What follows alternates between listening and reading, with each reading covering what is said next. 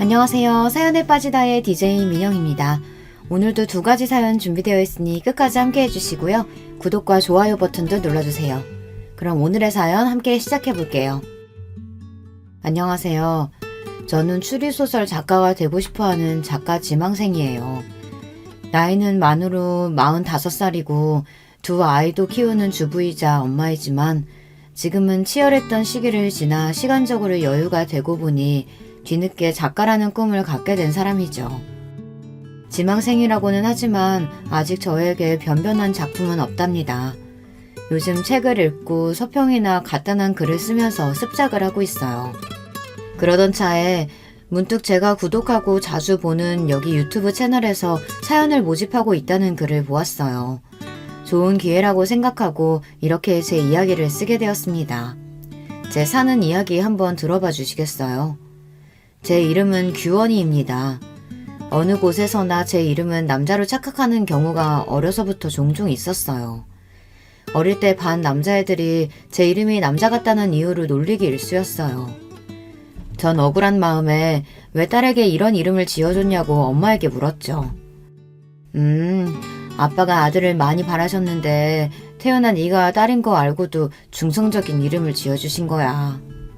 이렇게 말씀하셨어요. 그런데 이름만큼이나 제 성격 자체도 여성적이지는 못해요. 아주 이성적이고 감정을 자제하는 면이 우리 아버지를 많이 닮았다는 말씀을 많이 듣고 자랐죠. 제 생각에도 전 다른 여자들보다 감정을 자제하고 이치에 맞는 행동을 추구하는 점이 좀 남다르다 싶어요. 달달한 연애 드라마보다는 반전과 복수가 살아있는 드라마나 소설이 제 취향이고요. 그래서인지 어릴 때부터 저의 장래 희망은 검사였습니다. 나쁜 놈들을 법으로 처단하는 검사는 너무 냉철하고 지적으로 보여 제 꿈이었어요. 우리 아버지는 사회학과 대학 교수셨는데요. 어린 저에게 판검사가 딱 어울린다면서 제 꿈을 지지해 주셨습니다. 아버지는 완벽주의적 성격을 가진 분이셨어요. 우리 집은 이런 아버지 때문에 늘 먼지 하나 없이 반질반질하고 청결한 상태를 유지했고 전 어디서나 사람들 앞에서 항상 예의 있고 반듯한 모습으로 있어야 했어요. 학교 성적은 당시의 학창시절만큼이나 탑을 유지해야 한다고 강요하셨어요. 그리고 실수를 조금이라도 하면 자식이라거나 어린 나이라고 해도 용납해 주시지 않았어요. 아버지가 강의 자료나 책을 집필하시는 일을 전 국민학교 때부터 도와드렸는데요. 사실 10살 남짓한 아이가 글을 쓰다가 오타를 쓸 수도 있잖아요. 하지만 아버지는 심한 때는 손바닥 맴매를 할 정도로 엄하게 혼내셨습니다. 그런 환경에서 자라서인지 저는 늘 학교에서는 모범생이었고 아버지만큼이나 완벽주의 성격을 닮아갔습니다.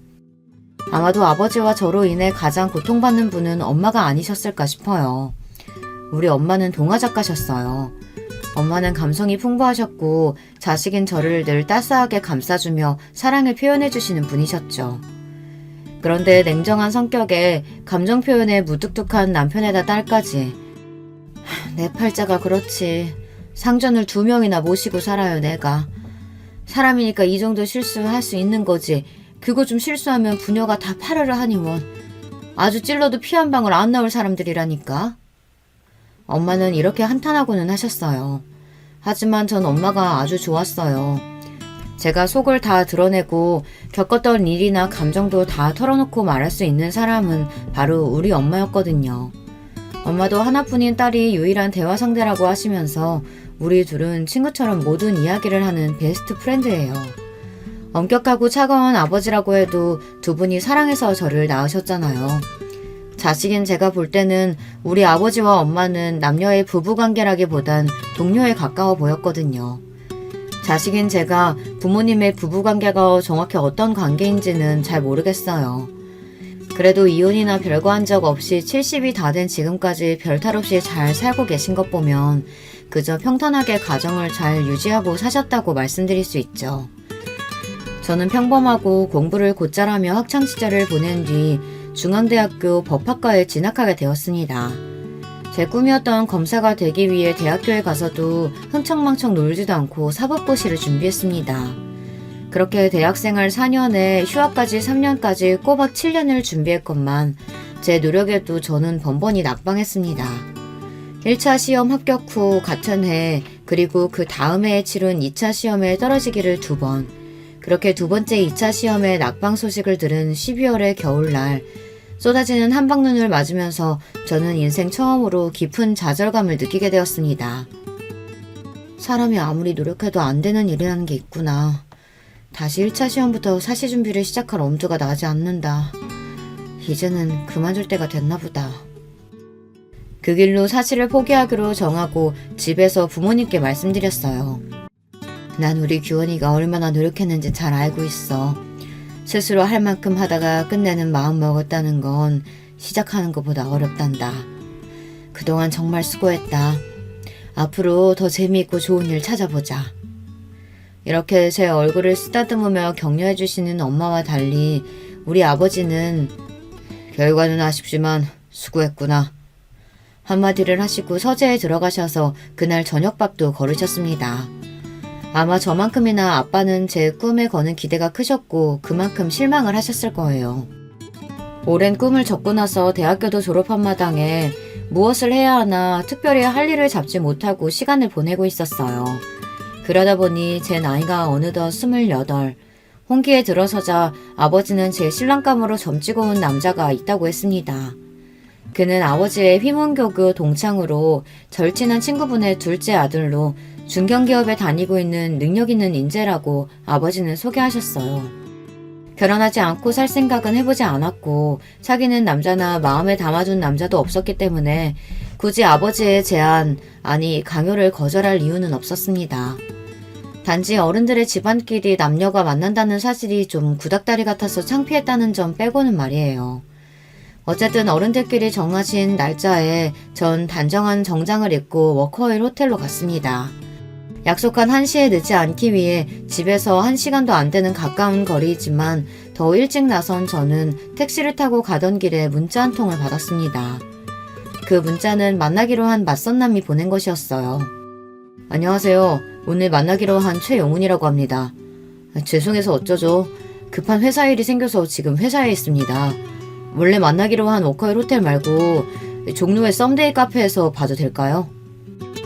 전 약속을 중요시하고 특히 시간 약속은 강박에 가까울 정도로 정확하게 챙기는 성격이라 이때부터 맞선남에 대한 첫인상은 좋지 않았습니다. 피치 못할 사정으로 장소를 변경한다면 적어도 3시간 전에는 통보했어야 하는 것 아닌가요? 불쾌한 마음을 참고 행선지를 종로로 바꿔서 갔습니다. 카페에 가보니 맞선남은 이미 와서 저를 기다리고 있었어요. 저를 보자마자 자리에서 일어나서 허리를 굽혀 꾸벅 인사를 했습니다. 여기까지 오시게 해서 이거 초면에 실례가 많았네요. 최영훈이라고 합니다. 저희 아버지 친구분의 따님이시라고. 좋은 이야기 많이 들었습니다. 네, 만나서 반갑습니다. 저도 말씀 많이 들었어요. 영훈 씨는 네이비색 스트라이프 수트 정장을 입고 있었고 머리는 깔끔하게 빗어넘긴 멋있는 회사원의 모습을 하고 있었어요. 외모가 수려하다거나 매력이 넘쳐 흘러서 설렐 정도는 아니었지만 편안하고 인간적인 호감이 생기기에 충분한 사람으로 보였죠. 제 생각에 영훈 씨도 저를 보는 눈빛이 반짝인다거나 설레이는 느낌은 아니었던 것 같습니다. 그렇게 생각하면 여자로서 기분이 나빠야 하는데 저는 별로 아무렇지 않았습니다. 왜냐면 그 남자와 제가 애정이 샘솟아서 사랑으로 결혼하는 건 아니잖아요. 쇠땅이처럼 쉽게 뜨거워지고 쉽게 차가워지는 그런 사람도 그런 사랑도 제 스타일이 아닙니다. 남편은 저와 대화하면서 점점 제 이야기에 귀를 기울였어요.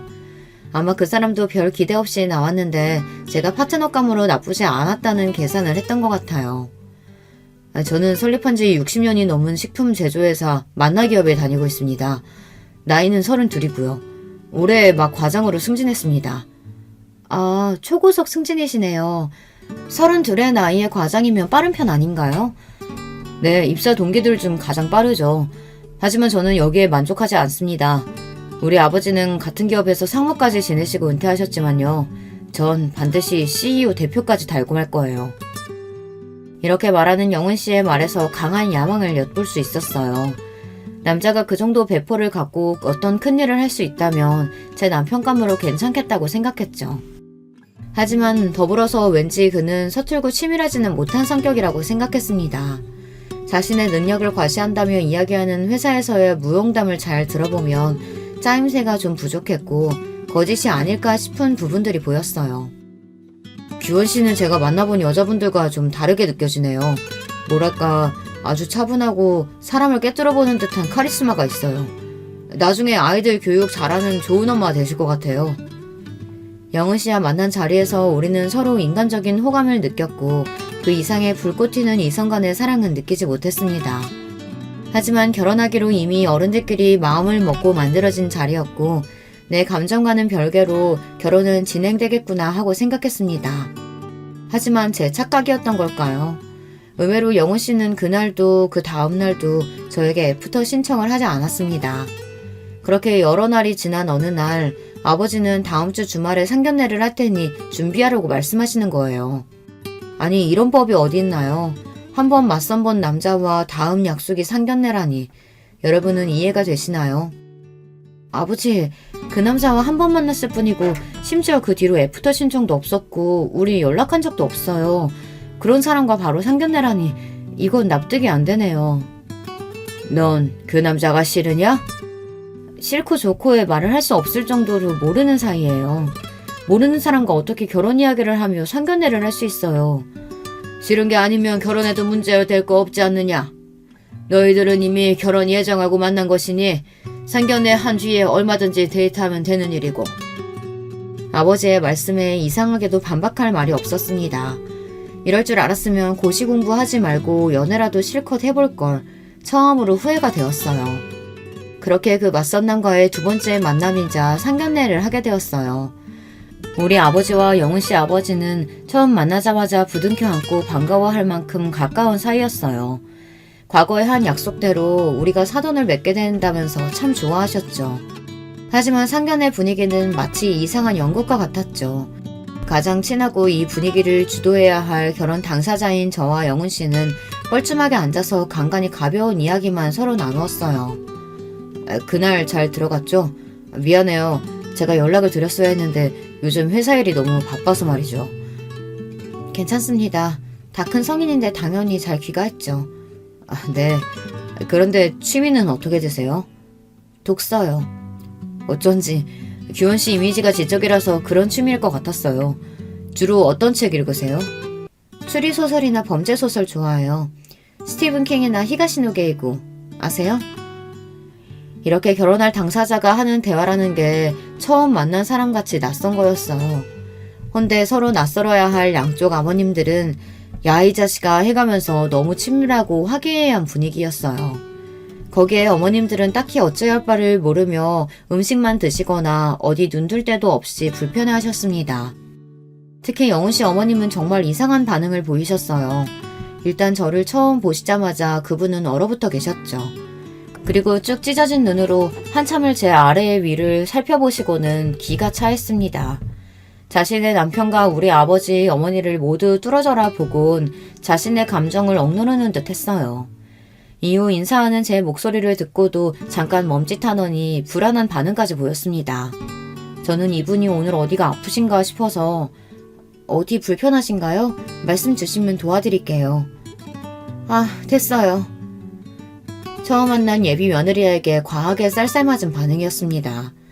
이렇게 기묘한 상견례 자리에서 어색한 결혼 당사자들과 불편함이 가득한 어머님들에도 불구하고 결혼식 날짜와 장소까지 일사천리로 잡혔습니다.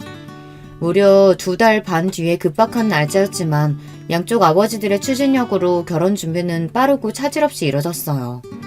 영훈 씨와 데이트 10번도 못 채우고 우린 결혼을 했습니다. 하지만 우리 엄마는 결혼식 전날 제 손을 잡고 걱정 가득한 얼굴로 말씀하셨어요. 규원아, 아무리 아버지가 무섭다고 억지로 결혼해선 안 돼. 10번도 안 만난 남자에게 네 인생 맡기는 것이 난 아무래도 걱정되는구나. 저도 이런 결혼이 있나 싶게 어이없긴 해도 그래도 엄마, 그 사람이 싫거나 밉진 않아요. 인간적인 호감도 있으니 잘 살아볼게요. 너무 걱정 마요. 아니, 영훈이보다도 그 집 엄마 말이다. 상견례 때 봤을 땐 인상이 너무 아니더라. 반응도 좀 이상했고 말이야. 가뜩이나 시댁에서 시모 자리는 중요한데 그때 너를 보는 눈빛하며 말투가 마치 원수 보듯 한 게 말이지. 내 딸을 그런 집에 보낸다는 게 난 너무 꺼림칙하다. 번갯불에 콩 구워 먹듯 한 결혼이었지만 엄마의 걱정과 달리 결혼 생활은 평온했습니다. 전 남편이 회사에 간 사이 오전에는 집안일을 해놓고 오후에는 도서관에 가서 남편이 부탁한 자료를 찾고 검토해서 요약까지 해놨어요. 그리고 제가 좋아하는 책을 보다 근처 카페에 들려서 음악을 들으며 커피 한 잔을 하고 집에 돌아옵니다. 남편의 저녁 준비를 하다가 남편이 집에 오면 같이 저녁을 먹고 하루의 이야기를 하다 같이 잠이 듭니다. 이런 전업주부 생활이 전 안 맞는 옷과 같을 줄 알았는데 의외로 재미있고 마음의 평온함을 주는 생활이라 잘 적응하면서 지내고 있었어요. 제가 이해심이 깊고 성격이 무던한 편이라 같이 지내기에 편안하고 회사 일에도 많은 도움을 주고 있다며 남편은 고마워했어요. 남편은 그동안 만난 여자들이 감정 기복이 크고 변덕스러웠는지 저 같은 여자는 처음 본다며 변변히 신기해했습니다. 어느 날 남편 회식 자리에서 후배분이 제게 연락을 했습니다. 최 과장님이 너무 많이 취해서 사모님이 모시러 와주셔야겠다고요. 차를 몰고 종로로 가보니 남편은 인사불성의 상태였고 저는 동료분의 도움으로 남편을 차에 태워 집으로 운전하는 중이었습니다. 남편은 잔뜩 취한 채로 제 손을 잡고 다른 여자의 이름을 부르기 시작했습니다. 소영아 보고 싶다. 미안하다.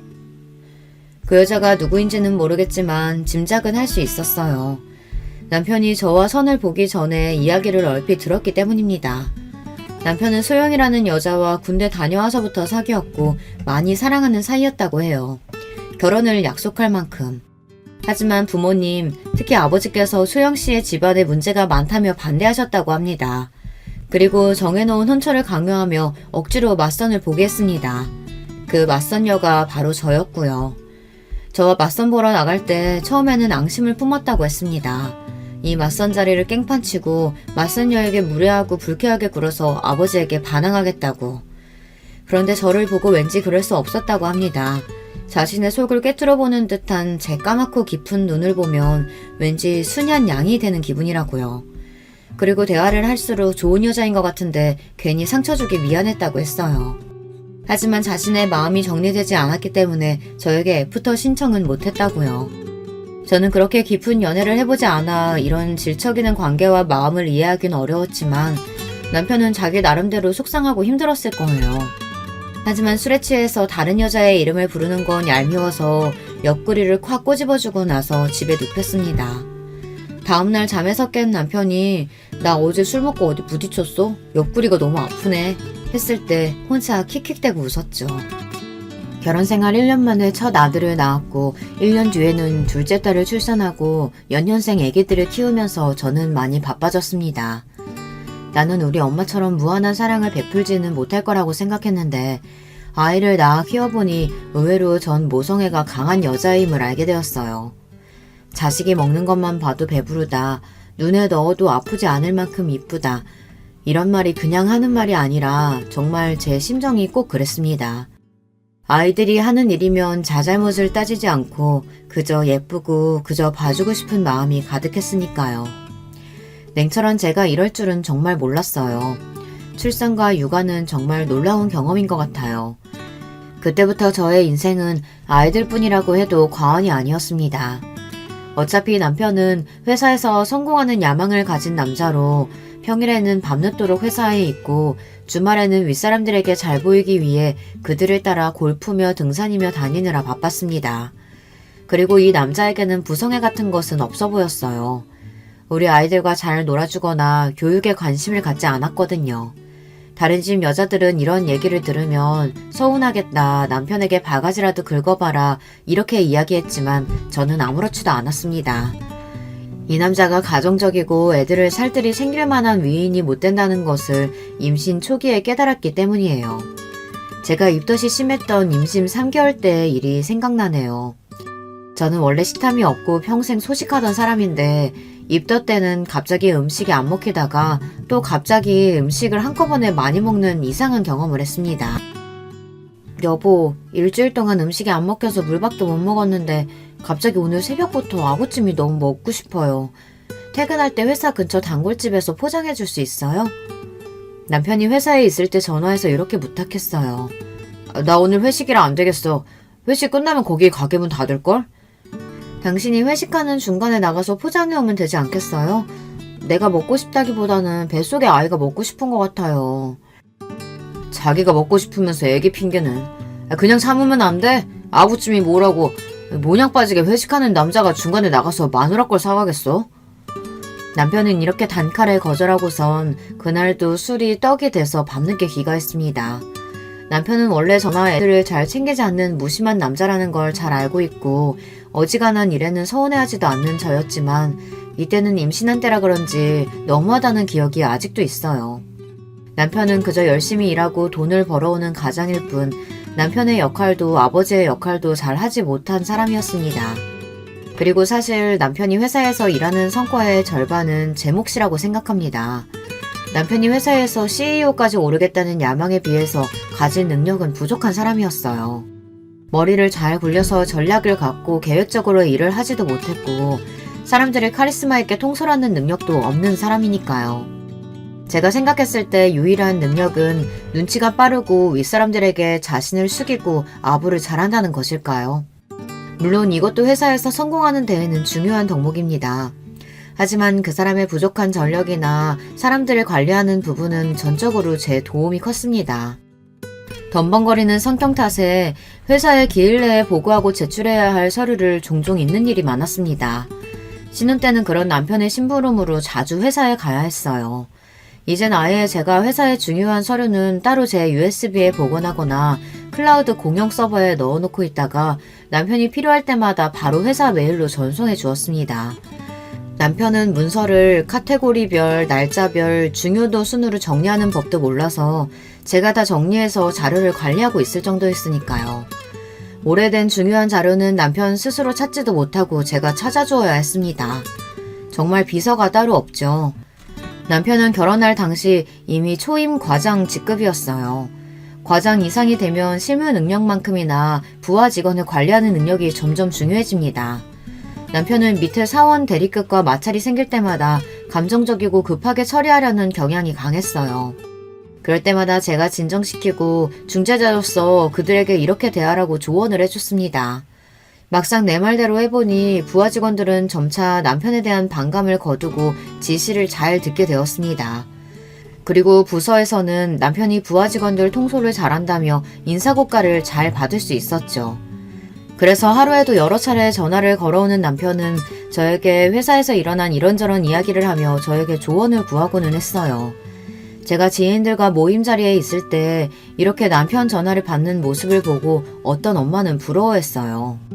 어머, 우리 남편은 회사에 있을 때 전화 한 통도 안 하는데 규원 씨 남편은 아내가 이렇게 보고 싶으신가 봐. 몇 번이나 전화를 하시네요.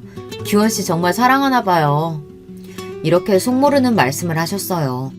저는 굳이 거기다가 대고 별다른 말 하지 않고 슬며시 웃을 뿐이었습니다. 사랑은커녕이요. 그냥 아무것도 할 줄 모르는 어린아이 가르치는 것일 뿐이죠. 그 이외에 신제품 개발 출시 등 회사에서 내리는 중요한 결정에도 제가 꼭 필요했습니다. 소비자의 기호나 선호도 등 마케팅 자료를 찾아서 분석한 뒤 남편에게 의견을 주면 제 말대로 회사에서 결정하고 발표했으니까요. 심지어 집에 와서 회사 기획안 가이드나 전략 방향 등은 제가 잡아주고는 했습니다. 이런 걸 보면 남편은 회사에서 얼굴 마담이고 실제로는 제가 일한 것과 다름없어요. 거의 저의 마리오네트 수준입니다. 다행히도 남편은 회사에서 승승장구할 수 있었어요. 연봉은 같은 연차 대비 최상위로 이미 1억이 넘어섰고 그 이후에도 늘 연봉이 높았어요. 어느 주말 남편이 아버지께 부탁드릴 일이 있다며 시댁에 방문하자고 했습니다. 아버지, 우리 인사팀 상무님이 아빠 후배 맞죠? 저 이번 미국 파견원으로 나가고 싶은데 힘 좀 써주세요. 아, 나랑 돈독했던 후배놈이니 어렵지 않을 거다.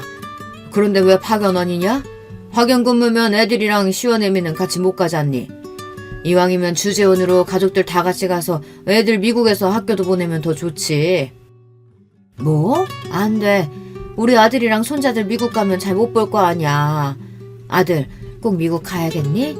널 보낼 생각하면 엄마는 벌써부터 가슴이 아프단 말이야. 몇 년이나 있는다고 가족들을 다 같이 가겠어요. 괜히 고생만 하지. 여보, 이런 이야기는 미리 나랑 상의했으면 좋았을 텐데요. 우리 애들 미국에서 지내는 것도 좋은 경험일 것 같아요. 회사 일로 한국에 들어와야 하면 당신만 들어오고 제가 미국에서 애들 케어해도 괜찮아요. 얘, 너는 무슨 말을 그렇게 하니? 우리 아들만 죽어라 고생하다가 하라는 거 아니야? 신세 좋게 집에서 애들이나 키우면서 바깥 일은 남편이 하자는 대로 하면 따르는 거지. 난 우리 명훈이가 미국 가서 자기 뜻 펼치는 게 좋겠구나. 엄마가 따라가도 되지? 남편 회사 일 결정을 실제로 제가 다 하고 있다는 얘기를 하고 싶었지만 시몬은 아주 감정적인 분이고 말이 통하지 않아서 전 아무 말 하지 않고 가만히 있었습니다. 그리고 남편은 미국 지사 파견 근무로 1년 정도 나가 있게 되었어요. 하지만 남편이 미국으로 파견 근무를 나간 속셈은 따로 있었다는 것을 나중에 알게 되었습니다. 파견 근무에서 돌아와서 남편의 친구들이 집에 모여 와인 파티를 하게 되었어요. 파티 음식을 내오려고 그 자리를 잠깐씩 오가며 남편 친구들이 하는 이야기를 듣게 되었습니다. 야, 너 미국에서 재미 좋았다면서? 진철이가 그러더라, 현지처. 뭔 소리야, 현지처라니. 아, 소영이 얘기야? 소영이가 미국에 있는 법원에서 몇 년 일하고 있다고 해서 나도 해외 근무 핑계대고 같이 가서 지냈지. 회사 커리어도 쌓고 자유롭게 소영이랑도 지내고. 이 자식 그렇게 좋았냐? 신소영, 그 여자의 이름을 여기서 다시 듣게 되다니. 남편이 미국에서 근무한 이유가 예전 여자랑 지내기 위해서였다니. 그 사실을 알고는 배신감에 몸이 떨렸습니다. 파티가 끝나고 저는 남편에게 가서 조용히 이야기했어요. 지나간 과거는 용서해줄게. 첫 딸린 네가 신나게 그 여자랑 즐긴 그 1년도 말이야. 앞으로도 그 여자랑 만나서 내 애들 아빠가 불륜남이라는 게 알려지면 난 용서 안 해. 그 여자랑 정리하고 그 증명을 해와. 내가 직접 그 여자 만날 수도 있어. 그리고 무슨 일이든 할 거야. 내 성격 알죠? 남편은 처음 보는 저의 무서운 협박에 적지 않게 놀란 것 같았어요. 다음날 저는 최 과장의 미국 지사 근무, 미국의 현지처와 동거하기 위해서 라는 제목으로 글을 써서 남편의 메일로 보냈습니다. 회사 사내 게시판에 이거 올리면 재밌겠죠? 신소영과 관계는 끝났나요? 라고 덧붙여서 말입니다. 이러자 남편은 겁을 먹고 생각보다 빠르게 신소영과의 관계를 정리했던 것 같습니다. 남편이 결혼하고 싶은 여자이고 그렇게 많이 사랑했다고 들었는데 고작 이 정도 협박으로 정리를 하다니 좀 신기하기는 했어요. 역시 남녀간의 사랑이란 참 더덥구나 싶고 대단한 사랑이 아니라 그저 불륜이었을 뿐인 건가 싶어서 비웃음이 나더군요. 제가 말씀드렸잖아요. 남편은 그렇게 치밀하지 못하다고요. 자기가 하는 거짓말들을 제가 다 속아 넘어갈 거라고 생각하니 어이가 없었어요. 밖에서 여자애는 술집 가서 놀고 오는 건 이미 알고 있고요. 그렇게 한번 놀고 오는 거 정도는 별소리 없이 넘어가 줬을 뿐입니다. 그리고 그 남자는 자신의 커리어와 인생을 희생할 만큼 누군가를 깊이 사랑할 만한 미인이 못 된다는 것을 아내인 제가 알고 있어요. 남편이 바람 폈다는 일은 그래도 제가 감당할 수 있었어요. 결혼 생활 동안 감당하기 힘들었던 사람은 바로 시모였습니다. 사람이 누군가를 너무 미워하면 우린 그렇게 생각하잖아요. 상대방이 그만큼 미워할 짓을 했을 거라고요. 그런데 제가 당해보니 전혀 아닌 경우도 있더라고요. 시모는 그냥 저를 처음 봤을 때부터 못 볼 것을 본 것처럼 놀라고 소름끼쳐 했습니다. 제가 입을 여니 더욱 저를 뻔히 쳐다보면서 그냥 제가 싫다고 하네요. 학벌도 집안도 성격에 문제가 있어서가 자신에게 뭘 잘못해서가 아니고 그냥 싫다고 하니 당하는 당사자로서 미치고 팔짝 뛰겠더군요. 그리고 감정미복이 널뛰고 저만 보면 히스테리를 부리니까 저는 시모를 대하는 일이 너무 어렵고 힘들었습니다. 어머님, 이번 돌아오는 생신 때는 뭐 드시고 싶으신 거 있으세요? 너 입은 옷 그게 뭐니? 네가 그런 화사한 핑크색이 어울린다고 생각하니? 아휴, 꼴 사나워서 못 보겠네. 이렇게 질문에 전혀 엉뚱한 대답을 하는 데다가 밑도 끝도 없이 제 옷차림을 보기 싫다고 하는 날도 있었습니다. 시모는 제가 남편 옆에 앉아있는 것도 싫어했습니다. 남편 옆에 제가 있으면 그 사이를 비집고 들어와서 자기가 앉거나 남편을 불러내거나 아니면 저에게 다른 일을 시켰어요. 그래서 전 시댁에 가면 무조건 따로에 혼자 앉아있는 것이 편합니다. 절 잡아먹을 것 같이 구는 시모도 싫고 남편 옆에 있으면 못 살게 구니까요. 시부는 그래도 말이 통하는 이성적인 분이십니다. 며느리 사랑은 시부라고 하더니 이 집안에서 따스하게 대해주시는 분은 시부뿐인 것 같아요. 시모가 구박하면 조용히 제게 와서 손을 잡고 미안하다 아가, 내가 부덕한 탓이구나 하고 저를 위로해 주셨어요. 왜 시부가 미안하다고 하는지 이해가 안 갔지만 누군가 내 편이 있다는 일이 이렇게 든든한지 미처 몰랐죠. 시부는 남편과 시모 몰래 저를 챙겨주시는 부분도 많았습니다. 생일이나 기념일에 꽃바구니를 배달시켜주시고 아무 날도 아닌데 저만 보면 용돈을 자꾸 주시려고 해요. 아마도 히스테리 부리는 시모를 견디는 며느리가 남편 내조 잘하는 며느리가 이뻐서일 거라고 추측해봅니다. 하지만 시부에게도 이상한 부분이 있었습니다. 어느 날 시댁에 저 혼자 남아서 집안 곳곳을 구경하고 있었어요. 시부의 서재에는 많은 책들이 책장을 채우고 있었고 책을 좋아하는 저는 그곳을 한참 보다 어떤 여자 사진을 발견하게 됩니다. 흑백 사진으로 젊은 여자가 웃고 있었는데 분명 시부가 예전 좋아했던 여자일 것 같다는 촉이 왔어요. 저는 정말 놀랐습니다. 이런 은밀한 과거의 사진을 어디 서랍장에 숨긴 것도 아니고 그 질투심 많은 시모가 이걸 가만히 뒀다는 것이 신기했어요. 남편이 결혼 전 사귀었던 신소영도 그렇고 시부에게까지 내연녀가 있었던 걸까 이런 의문이 들었습니다. 왜 아버지가 바람피면 아들도 똑같이 바람핀다는 얘기 있지 않아요. 그래서 혹시 시부가 그 과거의 연인을 지금까지 만나는 걸까 의심을 했죠. 하지만 시부는 바람까지 가지는 않고 아직까지도 그 연심을 간직하고 있던 것이었어요. 바람피고 다니는 남편에 비하면 시부는 순수한 순정남이네요. 결혼 이후로는 바람을 피운 것 같지도 않았는데 시모는 계속 옛날 일을 꺼내며 원망하고 괴롭히고는 했으니까요. 오히려 시부가 불쌍해 보였습니다. 시모는 사람에게 집착하고 정말 피를 말리는 사람이었기 때문에 50년을 함께 산 시부가 대단해 보일 정도였으니까요. 그런데 사진을 다시 본 저는 머리를 얻어맞은 듯 했습니다. 사진 속의 그 여자가 저를 많이 닮아있던 거예요. 흑백 사진임에도 얼굴형이나 머리 길이, 눈썹 모양까지 제가 봐도 꽤 많이 닮아있다는 것을 알 수 있었어요. 그제서야 주막능처럼 스치고 지나간 기억들. 아, 내가 이 여자와 닮아서 시모가 날 처음 봤을 때부터 그렇게 지독하게 미워했던 거구나. 시부는 특별히 나를 더 챙겨준 거구나. 미안하다고까지 말씀하셨는데 그건 제게 한 게 아니라 옛사랑에게 한 걸까요? 그제야 그 모든 상황이 이해가 되었습니다. 나중에 시부와 절친이신 우리 아버지를 통해 시부에 대한 사연을 들을 수 있었어요. 시부는 원래 같은 대학교에 다니는 사랑하는 여자와 오래 사귀었다고 해요. 또 그 여자와 지금 시모는 같은 대학교의 같은 과 친구였으니 이 세 분은 삼각관계였던 거죠.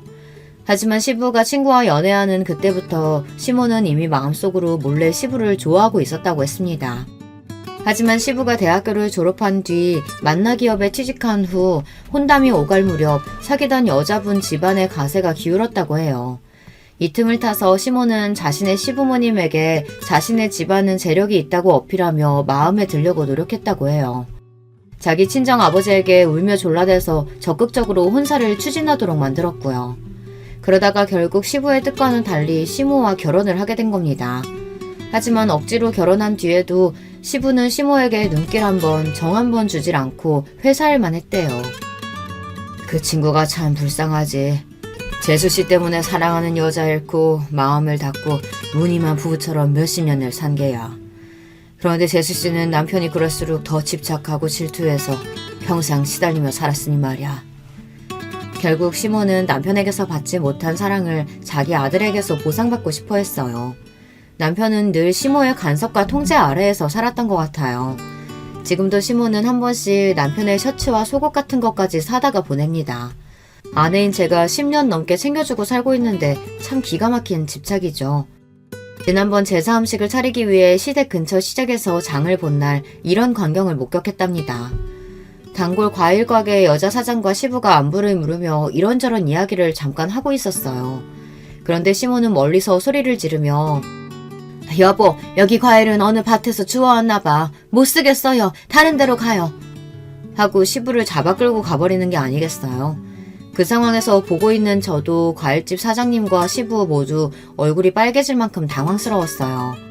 시부가 여자와 조금이라도 말을 섞으면 시모가 펄쩍 뛰고 과하게 반응하니 시부가 얼마나 괴롭게 살아왔을까 싶어 연민이 들 정도였습니다. 제가 결혼한 지도 14년이 흘러 남편은 이제 부회장으로 승진하게 되었습니다.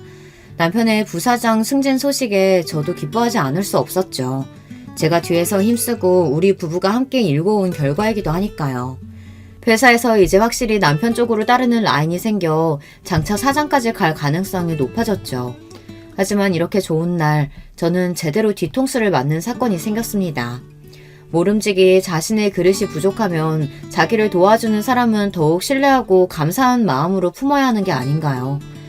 가정에서나 회사에서나 정말 헌신적으로 자신을 도와준 조강지처인 저를 남편과 시모는 내쫓으려고 계획을 세운 겁니다. 시모는 제가 아무 잘못한 것이 없이 그냥 쭉 미워했죠. 거기에 남편은 예전에 만났던 내연녀인 신소영을 부인 자리에 들어앉히려는 속셈을 갖고 있었던 거죠. 예전에 미국에서 바람피다 걸려서 관계를 끊었다가 최근 미국 지사 출장이 잦아지면서 다시 만났던 모양입니다. 신소영이라는 여자도 웃긴 게 그냥 과장 나부랭일 때에는 이혼 요구 없이 불륜관계만 갔더니 남편이 이제 사장 자리에 오를 것 같으니 상호 자리가 탐났는지 적극적으로 이혼해서 자기랑 결혼하라며 욕심을 내는 겁니다. 저는 하루아침에 헌신짝처럼 버려지게 생겼어요. 남편과 시모는 당장 이혼해달라며 저에게 삿대질을 하며 소리쳤습니다. 별 볼 일 없는 니년이 사장 사모님 소리 듣는 꼴 내가 못 봐. 당신이라는 여자 지긋지긋해. 남편 알기를 우습게 알고 맨날 지적하고 지시하고 네가 사장이야? 당신같이 뻣뻣한 여자 말고 야들야들하고 여자같이 구는 사람이랑 살 거야. 진짜 내가 사랑해온 여자랑 내 남은 삶을 살 거라고. 그럼 내 아들이 어떤 사람인데 이제 만나기업 사장이 될 우리 아들인데 저런 여자 갖다 버리고 입맛에 맞는 여자 들이잡구나. 이렇게 기가 막히고 억울한 일을 제가 당하다 보니 말문이 막혀서 제대로 항변도 못했어요. 그들이 집을 나가고 혼자 곰곰이 생각해봤습니다. 내가 살아온 인생이 정말 이 정도밖에 안 되는 걸까? 결혼 생활 전부를 남편의 출세와 아이들의 행복을 위해 살았는데 결과는 고작 이것이라니 믿을 수가 없었고 너무 억울해서 누구라도 붙잡고 호소하고 싶었어요. 하지만 그런 제 심정과는 별개로 전 저 남편과 시모랑 계속 사는 것이 과연 옳은 일일까 하는 고민이 되었습니다. 당연히 저들에게 복수하고 싶죠. 하지만 복수하겠다고 이혼하지 않고 버티면 제 인생이 너무 시궁창같이 구질구질해질 것만 같은 거예요. 그래서 저는 쿨하게 저들의 요구대로 이혼을 해주고 제가 얻을 것은 얻어내자라는 마음이었습니다. 저는 법대 동창생 중 변호사로 개업한 친구를 만나 이혼 조정 합의서를 작성했습니다. 이혼 합의서에는 제가 요구하는 몇 가지 조건을 달았어요. 첫째, 아이들의 친권과 양육권은 내가 갖는다. 둘째, 아이들 양육비 월 700만원, 현금 10억과 경기도 양평에 별장 명의를 넘겨달라. 별장 사용은 그 전과 동일하게 남편 시댁 모두 공동으로 가능하다. 별장의 시가는 20억이 넘습니다. 셋째, 남편은 어느 누구와 만나서 동거하든 상관없지만 법적인 혼인 및 결혼을 하게 될 때에는 아이들의 친권자이자 양육자인 저의 동의를 얻어야 한다. 왜냐하면 신소영이 법적 배우자가 되면 남편 재산에 대한 권리가 생길 것이고 둘 사이에 자식이라도 낳게 된다면 나중에 우리 애들에게 갈 유산은 확연히 줄어들 테니까요. 그리고 변호사는 따로 남편에게 협박 아닌 협박의 말을 덧붙였습니다. 아내분은 남편이 회사에서 횡령한 증거와 거래하는 벤더업체에서 로비받은 증거 등을 갖고 계시더군요. 남편분의 회사 생활을 끝낼 수 있는 많은 비밀을 알고 계신 것 같으니 조심하시는 편이 좋겠습니다. 저와 변호사가 나중에 복수를 위해서 치밀하게 세운 이 이혼 조건을 남편은 순순히 수용했습니다. 명석하지 못한 남편은 이 조건들이 어떤 것을 의미하는지 장차 어떤 일이 생길지 예측하지 못하는 위인이니까요. 오히려 시모는 현재 우리가 함께 살고 있던 일원동 빌라에 대해 재산 분할을 하지 않아 다행이라며 그가 10억과 별장 명의 따위 얼마든지 줄 수 있다고 좋아했습니다. 일원동 빌라는 시가가 40억 가까이 되지만 저는 그것은 탐나지 않았습니다. 애들의 양육비와 현금 10억으로도 앞으로 생활하는 데 불편함이 없을 거고 양평 별장은 당장 팔 필요는 없지만 다른 이유로 저에게 필요했습니다. 이 별장이 어떻게 쓸지 여러분께 조금 뒤에 제가 알려드릴 예정이니 조금만 기다려주세요. 시모는 제가 이혼할 때 의기양양한 얼굴로 이런 말을 남기고 헤어졌습니다. 너 그동안 내가 왜 그렇게 너 미워했는지 궁금했지? 궁금했을 게다. 이제 남이 되니까 솔직히 얘기하면 넌 신기할 정도로 그 잡것하고 닮았어. 처음에는 너희 엄마가 그 여자인가 착각했을 정도로 넌 그 여자랑 닮았다. 내 남편과 서로 사랑했던 그 여자, 김혜선. 중저음 목소리 톤하며 까만 생머리에 창백한 얼굴, 동그란 눈썹. 그래서 널 처음 본 순간부터 지금까지 난 네가 몸서리치게 싫었다. 이제 내 아들과 헤어지게 되니 아주 속이 후련하네. 앞으로 다시는 보지 말자. 자기 남편과 닮았다는 이유 하나만으로 며느리를 미워하고 살았다니 시모는 정말 질투에 눈이 먼 나머지 정신이 어떻게 된 게 아닐까요? 남편과 시모의 밑바닥까지 보게 된 저도 무능력하고 바람핀 남편도 사이코 시모도 더 이상 함께하기 싫었어요. 제가 이혼하는 과정을 지켜본 우리 친정 부모님은 너무 충격을 받으셨어요. 특히 결혼을 무리하게 추진했던 아버지는 저를 볼 면목이 없다며 너무 미안해하시고 자책하셨죠. 하지만 저는 괜찮았습니다. 결국은 그들에게 복수할 것이니까요. 그래서 전 이혼 때문에 좌절하거나 우울해하지 않았어요. 이혼 뒤 부모님이 사시는 대치동 아파트에서 아이들을 키우며 살게 되었습니다. 아이들은 제가 열심히 뒷바라지하고 교육한 만큼 성실하고 또 공부도 잘하며 심성이 반듯하게 잘 자라고 있어요. 딸은 미술 유학을 가고 싶어 했기 때문에 남편이 보내주는 양육비가 부족해졌습니다. 저는 양육비를 200만 원 높여달라고 요구했습니다. 하지만 남편은 이를 거절했고 너랑 애들 쓸 양육비도 이젠 아까워서 안 줄 거야. 억울하면 소송 걸어봐 어디. 우리나라 법상 아무리 이혼합의 조건으로 양육비를 약속했더라도 안 보내면 어떻게 할 수단이 별로 없습니다. 압류 등으로 강요할 수가 없기 때문이죠. 아마 어디서 이런 이야기를 주워 듣고서 이렇게 버티는 모양인데 저는 자신의 핏줄인 아이들에게 대해 책임감까지 져버린 이 사람을 더 이상 용서할 수 없었습니다. 그리고 제가 갈고 있던 복수의 칼날을 이제 꺼내들기 시작합니다. 우선 남편의 회사 게시판에 익명의 제보글을 작성해서 올렸어요. 제목은 최 부사장의 도덕적 해이와 비리를 고발합니다. 포함된 내용은 남편이 회사에서 공금을 횡령한 내용이었습니다. 해외 출장 명목으로 개인적으로 여행하고 즐긴 회사 비용, 거래하는 벤더 업체에서 로비로 술자리 접대와 현금 및 금괴를 받았던 일들을 상세히 적었습니다. 그리고 사내 비서와 불륜한 일도 함께 제보했습니다. 남편은 저를 내쫓고 자기의 사랑이라던 신소영과 동거하면서도 회사에서는 비서와 놀아난 것입니다. 정말 말도 안 되게 저지른 사람입니다.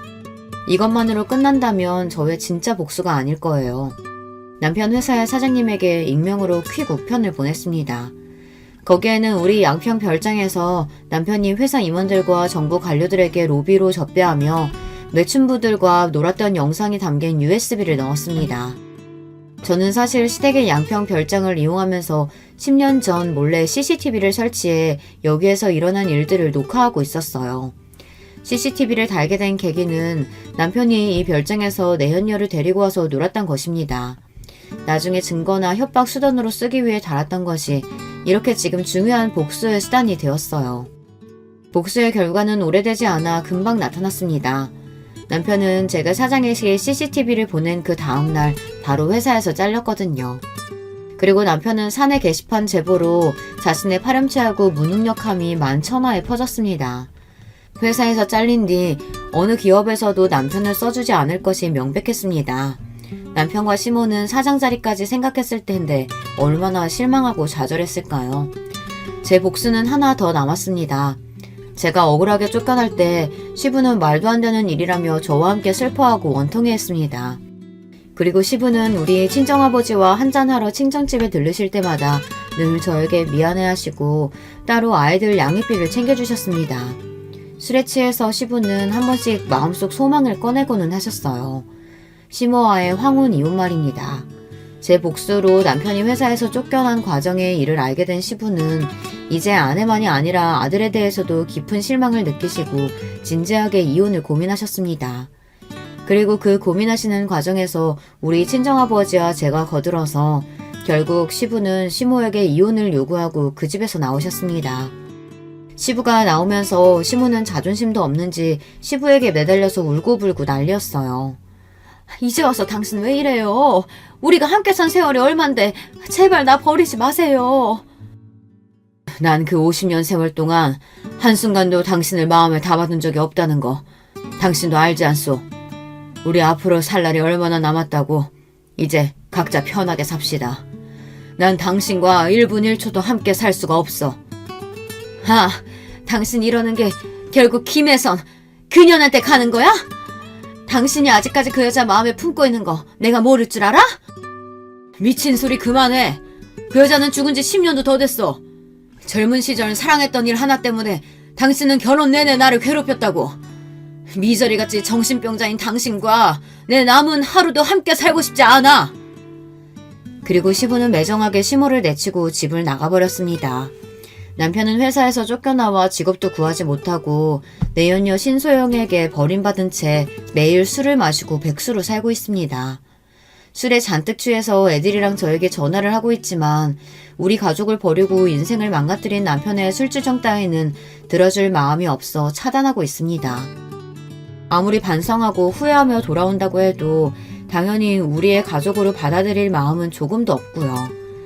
시모는 시부에게 버림받은 뒤 반쯤 실성한 채로 다니던 교회나 모임도 안 나가며 집에서만 지내고 있다고 합니다.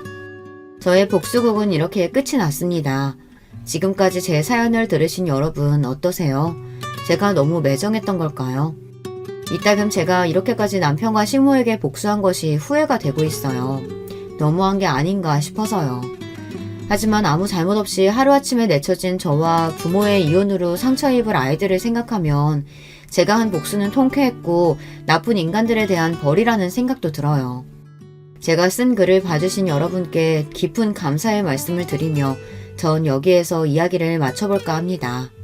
들어주신 모든 분들 안녕히 계세요. 여러분, 두 번째 사연 시작하기 전에 좋아요, 구독 꼭 눌러주실 거죠? 그럼 두 번째 사연 바로 시작합니다. 안녕하세요. 저는 결혼 7년차 평범한 40대 가장입니다. 저희는 5식구인데요. 쉴 틈 없이 사고를 치는 첫째 아들과 아직은 아빠가 제일 좋다는 둘째 딸, 그리고 사랑하는 아내와 그런 아내를 키워주신 장모님, 이렇게 지내고 있죠. 장모님께서 저희와 함께 지내게 되신 것은 최근입니다. 정말 말도 안 되는 일이 저희 가족에게 있었거든요. 저는 한창 사춘기를 겪어야 했던 중2 때 부모님을 교통사고로 잃었습니다. 두 분은 출장을 다녀오시는 길에 중앙선을 넘어온 음주운전 차량 때문에 사고를 당하셨죠. 외동이었던 저는 고모의 손에 맡겨졌습니다. 고모와 고모부 그리고 사촌들은 정말 좋은 사람들이에요. 저에게 진심으로 잘해주셨죠. 저를 가족으로 받아주셨고 그만큼 많이 아껴주셨습니다. 하지만 당시 사춘기를 심하게 겪던 저는 아무도 눈치 주는 사람이 없었는데도 죄 지은 사람처럼 항상 자신감 없는 모습으로 다녔습니다. 사촌들이 저에게 신경 써주면 써줄수록 움츠러들었는데 지금 생각하면 참 바보 같았다 싶었어요. 대학에 입학하면서 저는 고모집을 나왔습니다. 독립을 했어요. 학교를 다니면서 아르바이트를 통해 학비를 벌었죠. 솔직히 연애는 생각도 못했어요. 제게는 그것보다도 중요한 것들이 더 많았거든요. 군대를 다녀오고 복학을 했을 때 지금의 아내는 신입생이었어요. 처음엔 선배와 후배 사이였는데 어느 순간인가 그녀에게 호감이 생기더라고요. 저와는 다르게 유쾌하고 밝은 에너지가 가득했거든요. 그래서 고백을 했고 우리는 연인이 됐어요. 저는 그녀와 결혼까지도 생각했지만 과연 우리가 결혼을 할 수 있을까 저는 늘 그게 마음에 걸렸어요.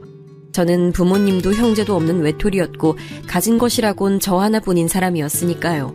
그런데 처음 인사를 드리러 간 날 그녀의 어머니께서 저를 너무나도 반갑게 맞이해 주시더라고요. 먹는 모습이 정말 복스럽네. 우리 애들은 뭘 먹어도 깨작거려서 음식 해주는 재미가 없거든. 정말 맛있습니다. 어떻게 만드셨는지 레시피가 궁금할 정도예요. 어머, 말도 어쩜 이렇게 이쁘게 할까? 어머님께서는 식사 시간 내내 반찬을 권해주시면서 저를 챙겨주셨어요. 그리고는 저에 대해서 들은 것이 아무것도 없다고 하시며 이것저것 궁금한 것들을 물어보셨죠. 그런데 부모님에 관해서는 단 한마디도 하지 않으시더라고요. 순간 어머님께서 정말 몰라서 제게 물어보시는 것이 아니구나 싶었죠. 어머님은 그냥 제게 말을 걸고 싶으셨던 것뿐이었어요. 나중에 집에 가려고 일어나는데 어머님께서는 제게 빵빵한 종이 가방을 주셨어요. 오늘 잘 먹던 걸로만 조금씩 쌌어요. 혼자 산다고? 너무 음식 많으면 괜히 상하기만 할 것 같아서 한두 번 먹을 정도로만 챙겼으니까 가져가서 먹어요. 아닙니다. 이렇게까지는. 그리고 다음에 올 때는 먹고 싶은 거 미리 경아한테 말해줘요. 내가 해줄게.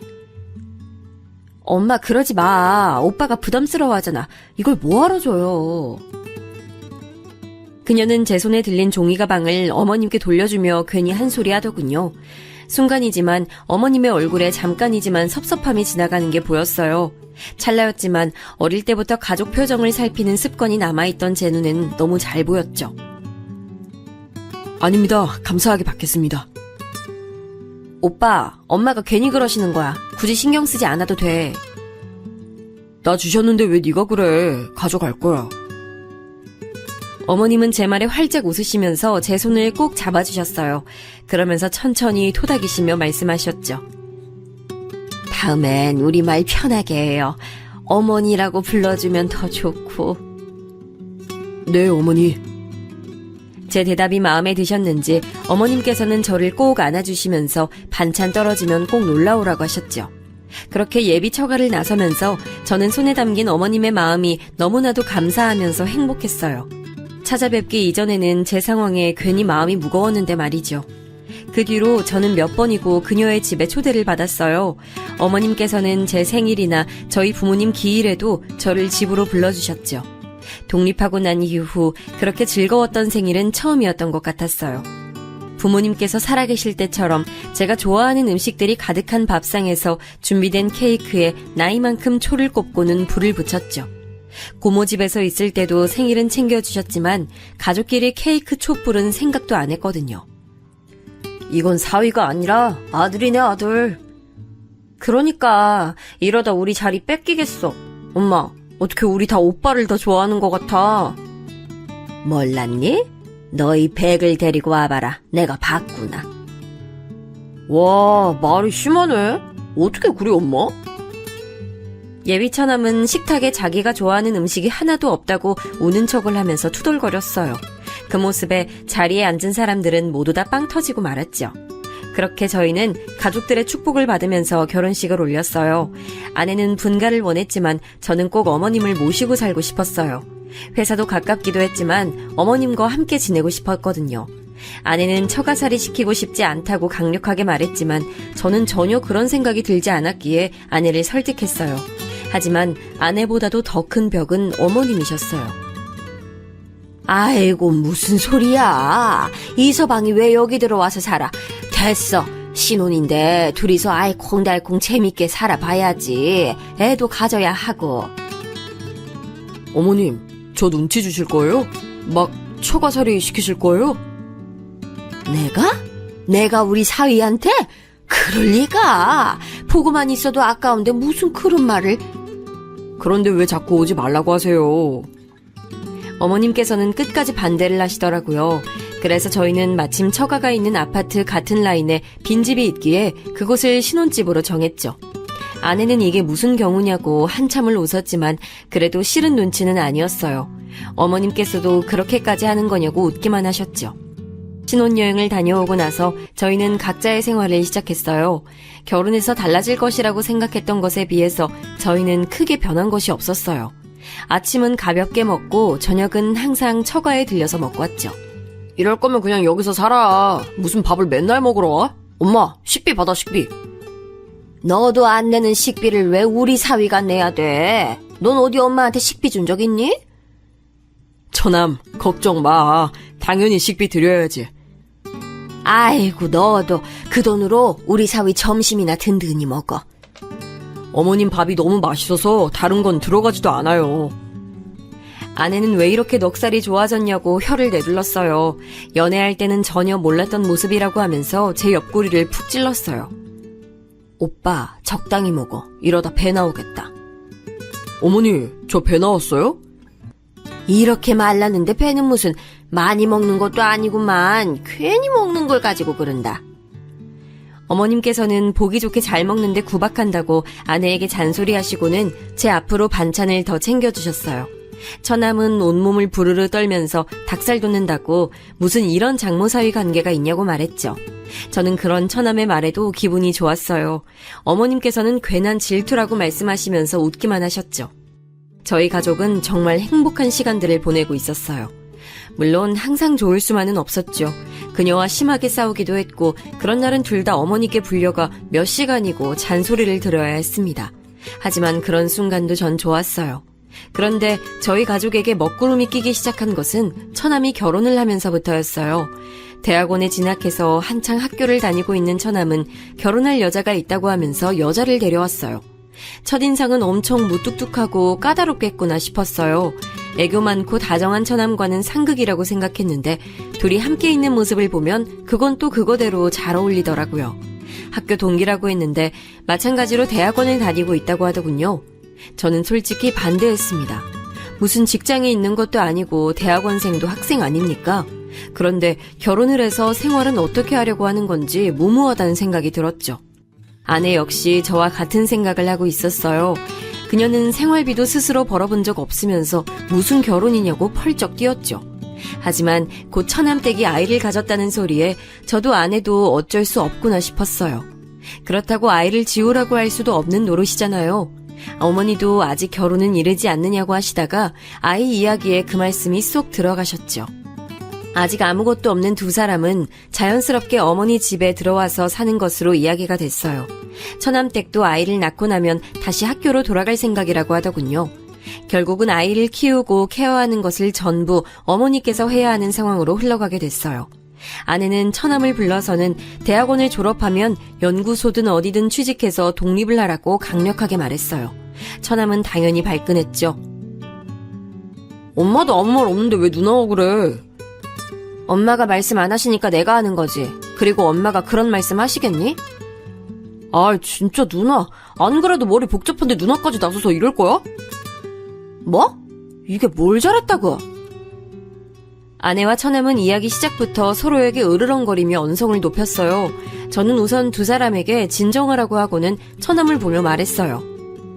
처남, 결혼하고 나면 이제 성인이잖아. 아이가 태어나는 일은 좋은 일이지만 아무리 그래도 처남도 처남댁도 그렇게 학교로 가면 아이를 키우는 일은 전적으로 다 어머니가 챙기셔야 하는데 어머니 연세도 생각해야지. 그건 저도 알죠. 그만큼 저희도 신경 쓸게요. 설마 엄마한테 애 맡기고 나 몰라라 그렇게 할 리가 있겠어요? 그리고 말이 나왔으니 하는 건데요. 매형도 맨날 우리 집 와서 밥 먹잖아요. 그거랑 뭐가 달라요? 아내는 철없는 소리 한다고 혀를 차더니 처남의 머리를 쥐어박으며 말했어요. 다르지. 우리는 엄마 집밥 뻔질나게 드나들면서 얻어먹긴 해도 그만큼 엄마한테 해드리잖아. 넌 이 사람이 하는 것처럼 할 수 있어? 처남은 가만히 생각에 빠진 얼굴로 저를 바라봤어요. 아내는 그런 처남을 더 몰아붙이더군요. 네가 분기별로 친구들이랑 여행 다녀오시라고 보내드리기라도 할 거야? 아니면 기분 전환하시라고 공연을 보여드리기를 해? 너 이 사람 반만큼이라도 하고 나서 그런 말을 해. 그건 아직 내가 공부 중이니까. 그러니까 아직 공부 중인데 사고는 왜 치냐고! 아내는 버럭 소리를 지르며 다시 대화를 원점으로 만들었어요. 처남은 그렇게 될 줄 알았냐고 반박했지만 처음에 비하면 많이 소리가 작아졌죠. 아내와 처남의 다툼은 그날도 아내의 승리로 끝이 났습니다. 처남은 공부를 마치는 대로 취직을 해서 독립을 하겠다고 하더군요. 저는 물론 그런 결심도 중요하지만 그 결심만큼이나 결혼 이후 어머니께 잘해드렸으면 좋겠다고 당부했어요. 처남은 잘 이야기하겠다고 했죠. 가족이 늘어난 것은 확실하게 티가 나더라고요. 저녁을 먹으러 가면 평소에 비해서 사람들이 북적거리는 느낌이 새롭게 다가왔죠. 어머니께서는 임신한 처남댁의 입덧까지 챙기시느라 평소보다 더 바빠 보였어요. 처남댁이 입덧이 심한 편이라 저녁을 따로 먹는다고 하더라고요. 그럼 어머니, 밥상을 따로 챙겨주세요? 원래 저 때는 음식 냄새만 맡아도 죽을 것 같은 거야. 나중에 경아 임신하고 나면 잘 봐. 나도 입덧이 심했던 사람이라 경화도 걱정이니까. 저와 어머니가 도란도란 이야기를 나누며 저녁 식탁을 준비하는데 처남댁이 얼굴을 내밀더군요. 아직 입덧이 심하다고 하더니 하얗게 질린 얼굴을 하고 있었어요. 안쓰러울 정도였죠. 저는 처남댁에게 많이 힘드냐고 물었어요. 그러자 처남댁은 얼굴을 잔뜩 일그러진 얼굴에 오만상을 쓰면서 미칠 것 같다고 대답했어요. 기분이 이상해요. 배는 고픈데 냄새만 나면 속이 뒤집힐 것 같고 아랫배도 불편하고 그러네요. 제 몸인데 제 몸이 아닌 것 같아서 자꾸 짜증도 나고요. 진즉에 알았더라면 아니에요. 처남댁은 많이 힘든지 속사포처럼 하소연을 쏟아내다가 화들짝 놀라며 입을 다물었어요. 저는 다음 말이 대충 짐작이 갔지만 못 들은 척했죠. 어머니께서 음식 냄새 나는데 그냥 들어가 있으라고 하자 처남댁은 기다렸다는 듯이 방으로 쏙 들어가더군요. 그 뒷모습을 바라보며 저렇게 어린데 아이를 낳고 제대로 키울 수는 있을까 걱정이 됐어요. 아마도 어머니께서 마음고생을 많이 하실 것 같은 느낌이 들었어요. 어머니 말씀처럼 처남댁의 입덧 시기가 지나갈 때쯤 아내도 임신 소식을 전했어요. 아내가 제게 이제 곧 아빠가 될 것 같다고 말을 해주는데 정말이지 다른 소리는 하나도 들리지 않고 오로지 아내의 축하한다는 말만 귓가에 맴돌았죠. 예상대로 가족들은 다들 뛸 듯이 기뻐해줬어요. 아내는 걱정했던 것보다도 입덧도 먹덧도 없는 편이었어요. 대신 잠이 많아져서 힘들어했죠. 차츰 아내 배가 불러오기 시작할 때쯤 처남댁은 어여쁜 여자아이를 출산했어요. 어머니께서는 첫 손주라 그러신지 기분이 묘하다고 하시더군요. 조리원을 나오자마자 처남댁은 복학을 하고 싶다고 말을 꺼냈어요. 어느 정도 예상은 하고 있었지만 이렇게까지 빠른 복귀를 원할 것이라고는 생각지 못했던 터라 가족들은 너나 할 것 없이 당황했죠. 죄송해요, 어머님. 어머님께 아이 맡겨두고 복학하는 게 이기적이라고 보실 수 있지만 지금 복학하지 않으면 시기적으로 계속 밀릴 것 같아서요. 처남댁은 학위를 빨리 따고 취직을 하겠다고 말하며 의욕을 불태우더군요. 결국 예상했던 것처럼 어머니께서는 황혼 육아를 시작하게 되셨죠. 한 가지 다행인 것은 아내가 몸이 무거워지면서 육아휴가를 내고는 함께 지낸다는 것이었어요. 얼마 후 아내는 튼튼한 남자아이를 출산했어요. 제게 아들이 생긴 것이죠. 어머니께서는 영판 저를 닮았다고 하시면서 눈이며 코며 아빠가 많이 보인다고 말씀하셨어요. 아이를 안아들고 나니 기분이 묘하더군요. 진짜 이 애가 내 아들인가 싶기도 하면서 이렇게 작은 아이를 앞으로 어떻게 키워야 하나 걱정도 됐고요. 하지만 아내는 생각보다 능숙하게 아이를 돌보더라고요. 연습의 결과물이 아니겠냐고 말하며 자신 있어 하는데 저도 웃음이 나더군요. 집에 아이가 둘이 있다 보니 확실히 분위기가 변했어요. 몇 달 차이 나지 않는다고 해도 하나는 집을 걸어 다니고 있었고 하나는 이제 겨우 뒤집기를 성공했을 뿐이었죠. 그렇게 정신없는 와중에도 처남댁의 얼굴은 잘 보기가 힘들었어요.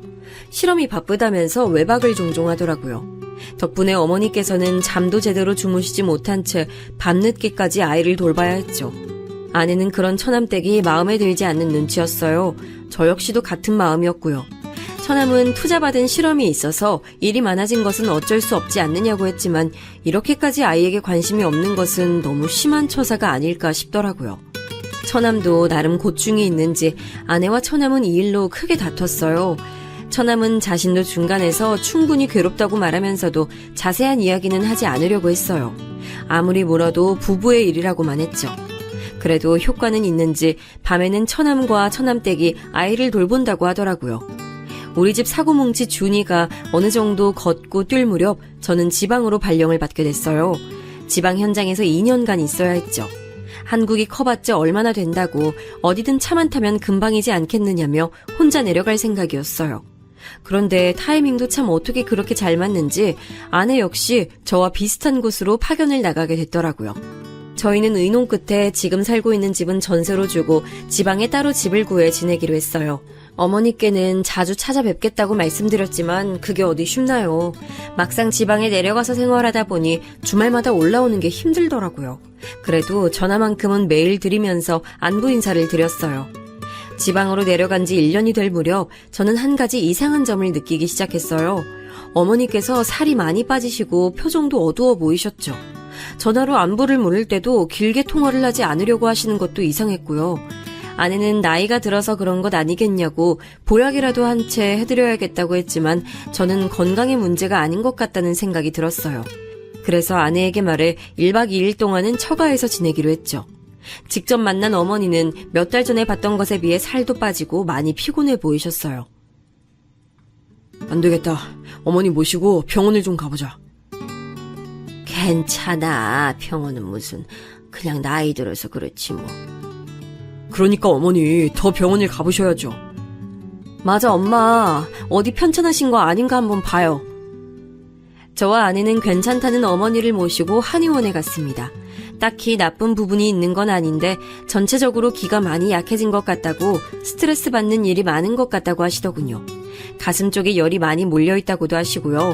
아내는 어머니께 무슨 일이 있으신 거냐고 물었지만 어머니께서는 다 괜찮다고만 하셨어요. 집에 돌아온 우리 어머니께서 푹 쉬도록 자리를 펴드리고는 식사 준비를 시작했어요. 7시가 넘어서야 처남네 부부가 들어왔죠. 언제 오셨어요? 누나, 오면 온다고 말을 하지. 두 사람은 우리를 보고는 깜짝 놀라더군요. 특히 처남댁은 놀라는 것을 넘어 당황스러워하는 기색도 보였어요. 저는 낮에 어머니를 모시고 병원을 다녀온 얘기를 했어요. 처남은 전혀 내색하지 않으셔서 잘 몰랐다고 하면서 고개를 푹 숙이더군요. 취직해서 적응하냐고 정신이 없었어요. 괜찮아, 처남. 지금이라도 신경 좀 써드려. 저는 처남의 어깨를 두드려주며 약을 지었으니 잘 챙겨 드실 수 있도록 신경을 좀 써달라고 말했죠. 그리고 처남댁에게도 비슷한 부탁을 했어요. 어머니께서는 저녁 준비가 끝나 깨우러 들어갈 때까지 주무셨어요. 일어나신 어머니는 한결 개운한 얼굴로 나오셨어요. 엄마, 괜찮아요? 어디 불편한 곳은요? 매형이랑 한의원 다녀왔다면서요. 기분은 좀 어때요? 어머니는 처남의 질문에 대답을 하면서 자꾸 처남댁을 힐끗힐끗 쳐다보셨어요. 물론 잠깐 시선이 움직였다가 다시 아무렇지 않은 듯이 행동하셨지만 제 눈엔 다 보이더라고요. 그 뒤로도 그런 모습들은 계속해서 보였어요. 식탁에 앉아 식사를 하는데도 반찬을 집어 드시면서 처남댁에게 자꾸만 시선을 주시더라고요. 마치 무언가 허락을 구하는 사람처럼 말이죠. 물론 제가 오버해서 생각했을 수도 있지만 찝찝한 기분을 무시할 수가 없었어요. 식사가 끝나고 준비는 우리가 했으니 뒷마무리는 너희가 하라며 아내는 어머니를 모시고 거실로 나갔어요. 어머니께서는 불편한 듯 주방으로 시선이 갔어요. 어머니, 뭐 불편하신 것이라도 있으세요? 물이라도 가져다 드릴까요? 제 말에 어머니께서는 소스라치게 놀라면서 아무것도 아니라고 하셨죠. 아내 역시도 뭔가 이상하다는 것을 눈치채기 시작했어요. 뭘 그렇게 놀라세요? 내가 놀라기는 뭘. 어머니께서 말씀을 얼버무리셨어요. 곧 처남댁이 과일을 가지고 나오더군요. 그녀는 사과를 예쁘게 깎아서는 어머니께 드셔보시라고 내밀었어요. 어머니께서는 잠시 망설이다가는 잘 먹겠다고 말씀하시면서 과일을 받아 드셨어요. 그 순간이었습니다.